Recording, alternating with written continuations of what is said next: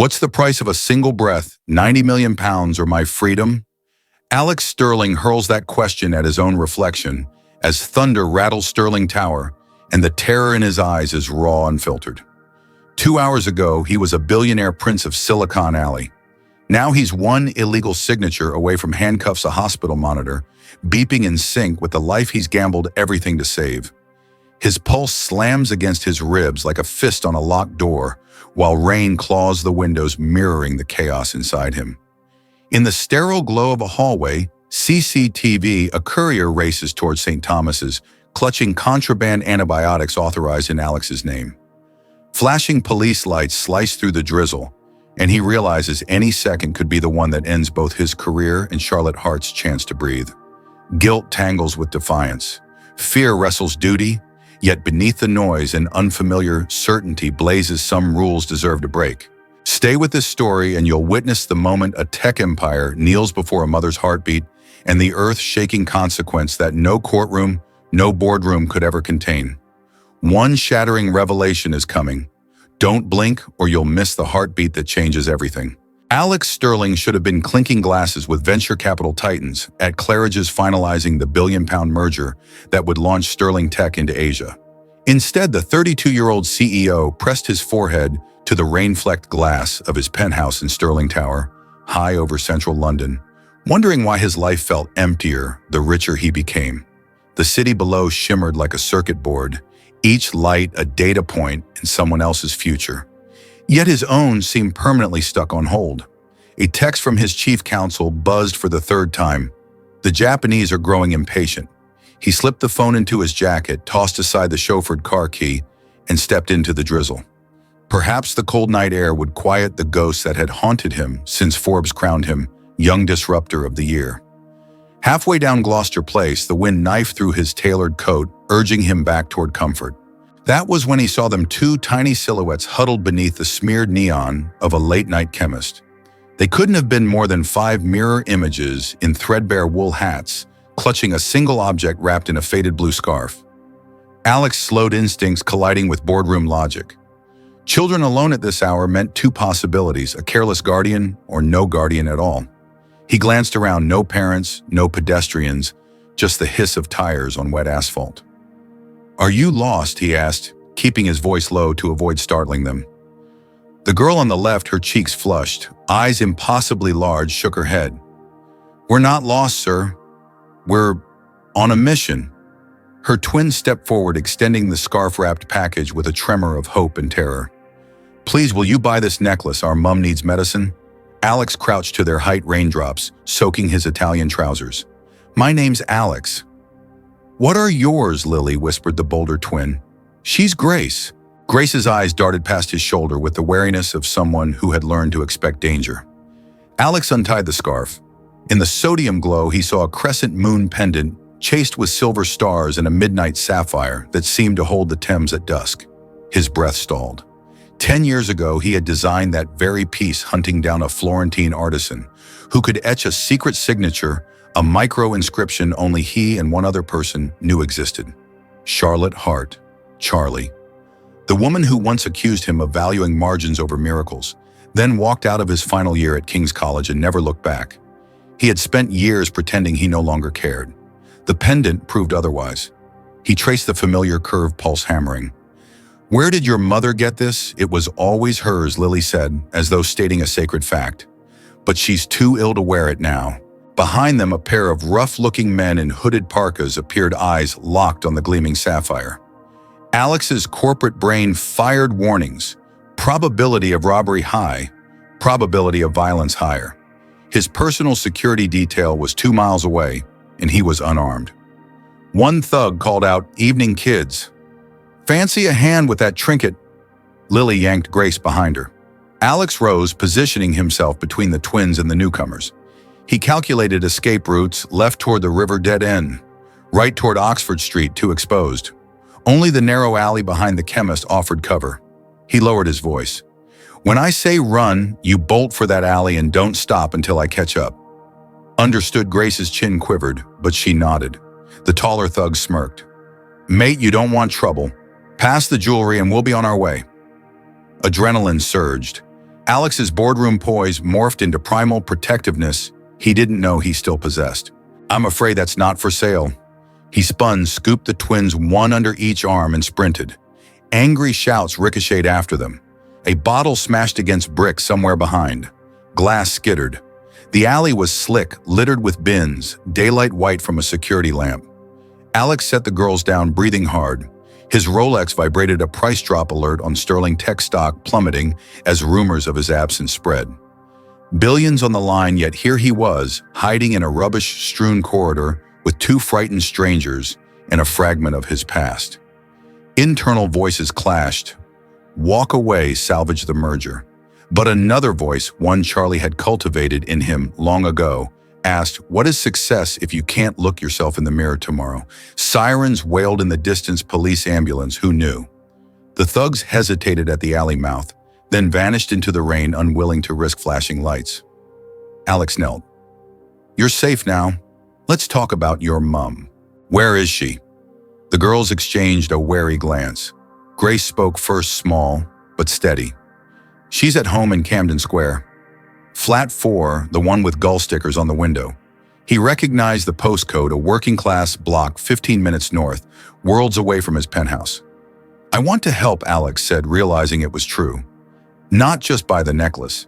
May I walk you home?" Lily's eyes narrowed. "Why would a fancy man help us?" He held the pendant gently. "Because this necklace means I owe your mum a debt I've never paid." Grace studied his face, searching for deceit. Perhaps she found none because she finally slipped her cold hand into his. They emerged from the alley onto Marylebone Road.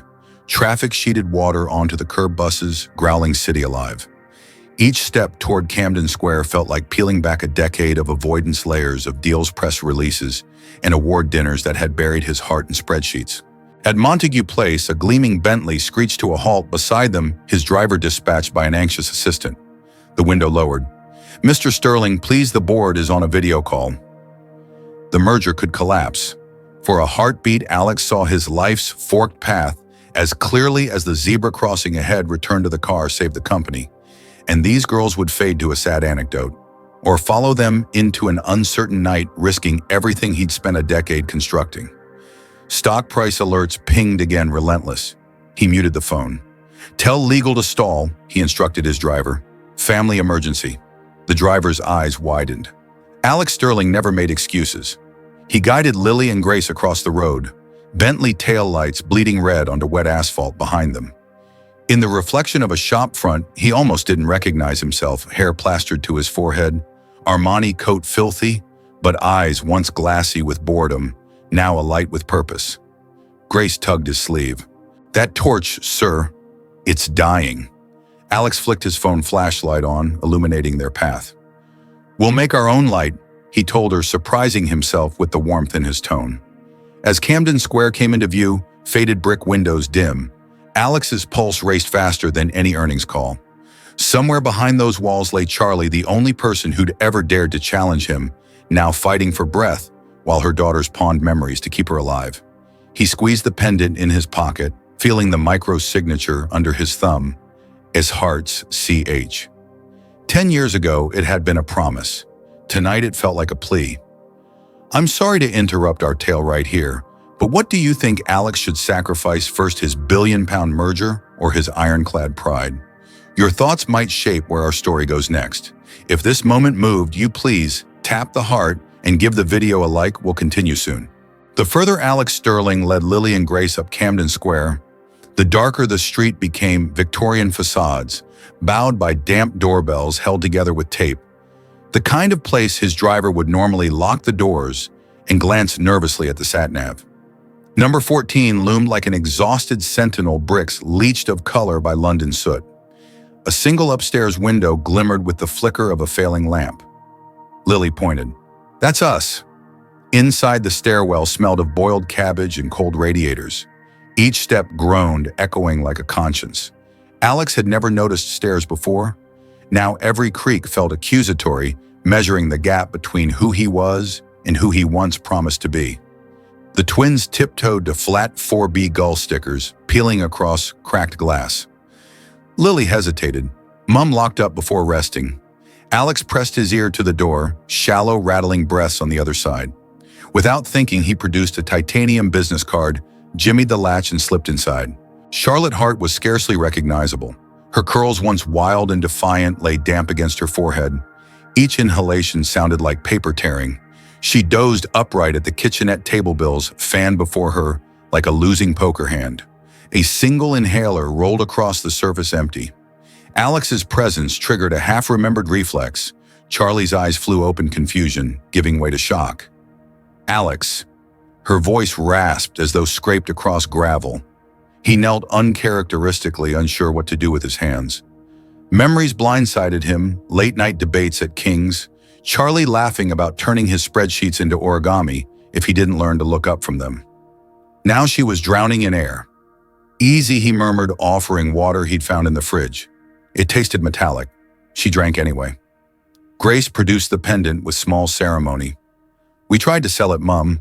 Charlie's gaze slid to the necklace and then back to Alex's comprehension, forging a fragile bridge between past and present. "This belongs to you," she whispered, coughing. "No," Alex answered, pulse drumming. "It belongs to all of us, but right now your oxygen matters more." He texted his executive assistant a single line, "Call Dr. Novak. Priority red." Then he powered the phone off. The merger be damned, he needed silence to think. He lifted Charlie's hospital paperwork, 2 rejected insurance requests and eviction notice taped to the bottom. 48 hours. "You shouldn't be here," Charlie managed. Pride and fear jostled in her eyes. "Your company, my company, will survive 5 minutes without me." Even as he spoke, he knew it was a lie. Sterling Tech's share price was a shark stopped swimming, and it sank. But the truth could wait. Sirens howled outside, growing nearer. Police, not ambulance. Alex's phone, still dark, vibrated beneath his coat. He ignored it. Instead, he scanned the flat, cracked plaster laptops balanced on cereal boxes, a children's star chart taped above a folding bed. How had she built so much from so little? Footsteps on the stairwell, heavy, determined. The landlord. A key twisted. The door swung open. Mrs. Carradine, hairnet askew, eyes hard as billiard balls. "Charlotte, I'm sorry, love. I've given every extension I can. Bailiffs come tomorrow." She noticed Alex took in the 5,000 coat and smelled money.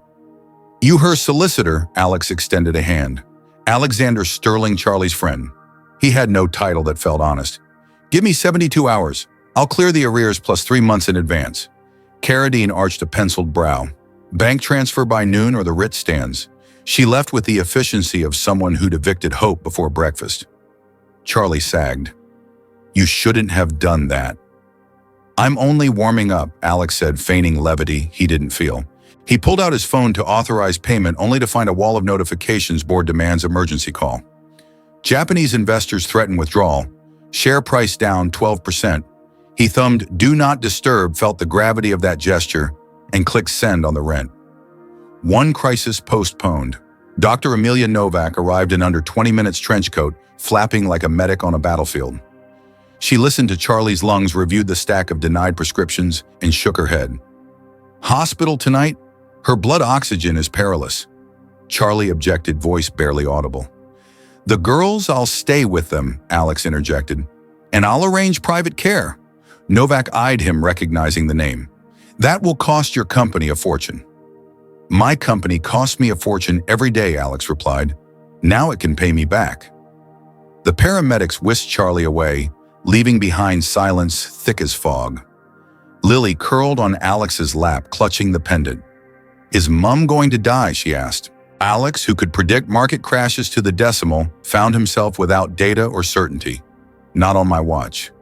He wrapped them both in his coat and watched ambulance lights strobe the ceiling, a grim disco counting down seconds he'd never be able to buy back.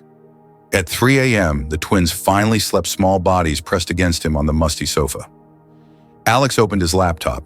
Sterling Tech's board was mid-conference, faces drawn across a mosaic of thumbnails. Camilla Burns, legal counsel, led the charge. "Alex, our stock is bleeding. If you don't sign the merger by dawn Tokyo time, we lose exclusive patents and your voting control." He pictured Charlie gasping in an ER cubicle, Lily and Grace selling heirlooms in the rain. "I'm invoking the humanitarian clause," he said. 24-hour deferral, a collective gasp. Camilla's veneer cracked. There is no humanitarian clause. There is now. He cut in. Draft it. I'll sign when Dr. Novak confirms Charlotte Hart is stable. He killed the feed before anyone could rebut. The laptop reflected his face-soaked, sleepless but alive, in a way quarterly targets had never managed. The twins stirred. Grace whimpered something about monsters. Alex adjusted the threadbare blanket, whispering, "Monsters are overrated. It's the ghosts we ignore that haunt us." Just before dawn, his phone pinged with a single text from Novak: initial treatment, effective, but we need specialized antibiotics, severe shortage nationwide. Alex stared at the message, mind racing. There was one stockpile he knew of. Sterling Tech's biotech subsidiary had secured an emergency batch for a government contract locked behind ironclad red tape. Diverting it would break procurement law, trigger fines, maybe prison. On the window pane, the city's first light painted cracked paintwork gold, and for a heartbeat, Alex envisioned two futures. In the first, Sterling Tech soared, the board applauded, and Charlie's flat fell silent forever. In the second, the company flailed, investors howled, but Charlie breathed, Lily mapped constellations, and Grace built algorithms that changed the world. He took a steadying breath and dialed his head of supply chain. Break the seal on the reserve stock. Deliver it to St. Thomas's within the hour. Use my authorization code. That breaches ministry contracts, sir. Then attach my name to every document. If someone's going to prison, it'll be me. Across the room, Lily sat up, lids heavy as though sensing the decision. She whispered, "Did you just save Mom?"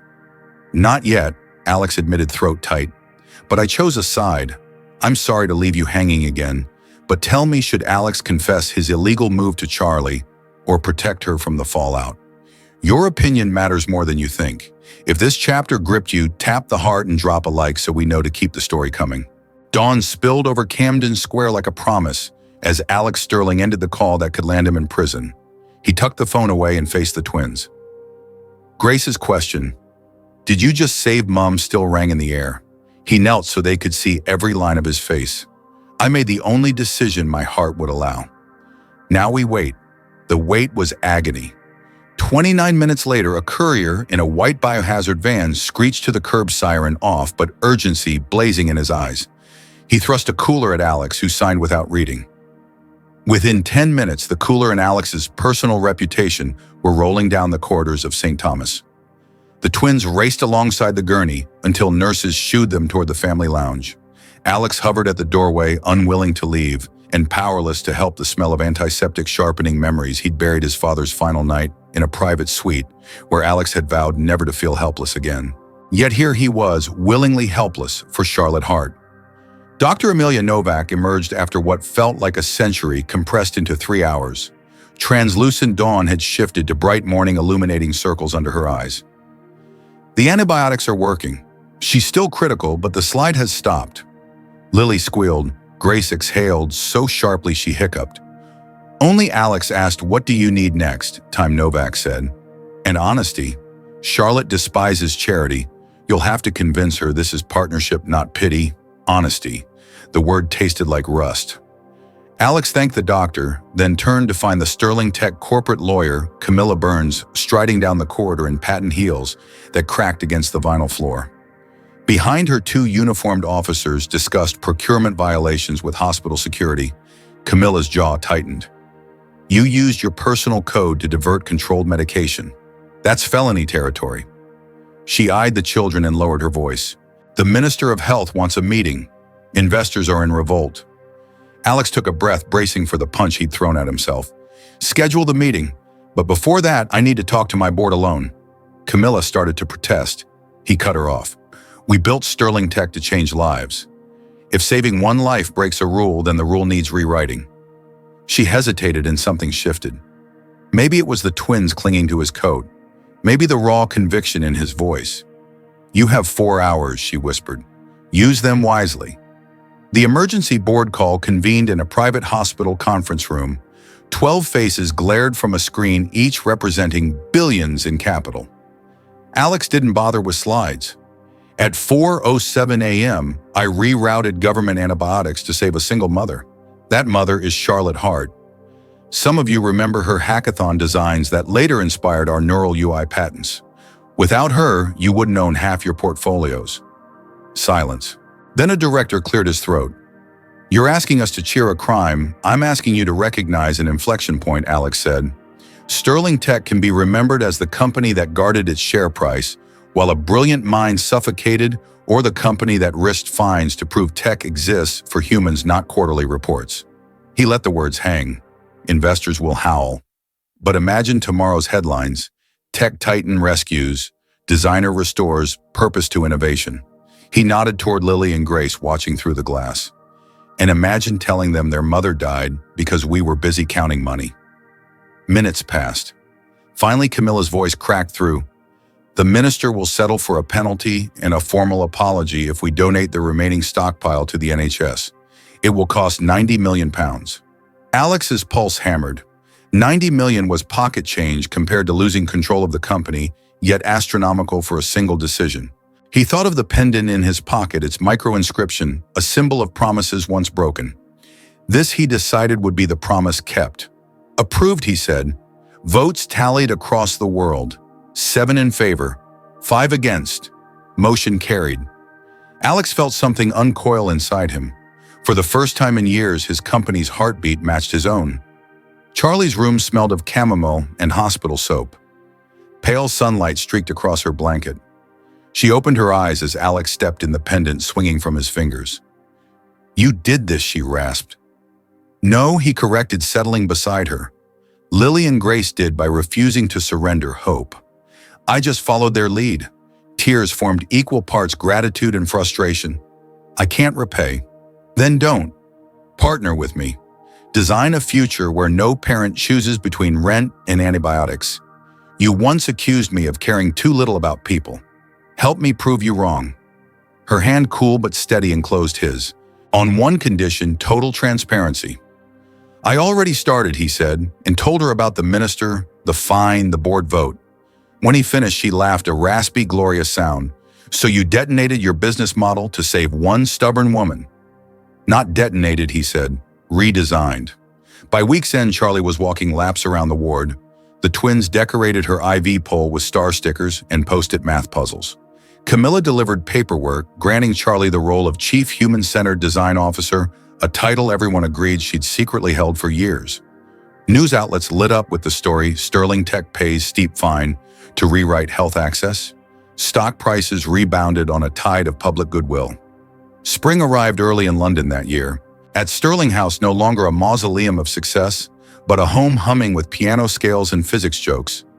Alex hosted an unlikely garden party, board members, hospital staff, neighbors from Camden, even Mrs. Carradine, who cried into the punch when the twins presented her with rent vouchers for every tenant in her building.